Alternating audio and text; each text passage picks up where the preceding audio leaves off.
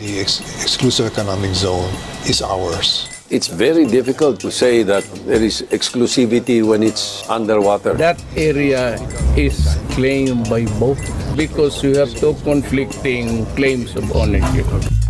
Sa totoo lang, nakaka-nosebleed na itong mga debate tungkol sa West Philippine Sea, kaya himayin natin yung punot dulo ng issue. Una, West Philippine Sea ang tawag sa bahagi ng South China Sea na pasok sa Exclusive Economic Zone o EEZ ng Pilipinas. 200 nautical miles ang lawak ng EEZ.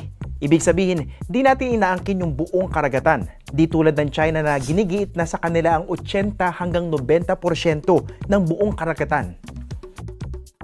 Wala tayong sovereignty o ganap na kapangyarihan sa ating EEZ, hindi tulad ng sa usual nating teritoryo. Pero may karapatan tayo sa lahat na makukuha natin dito tulad ng mga isda at iba pang mga yamang dagat. Yan ang tinatawag na sovereign rights.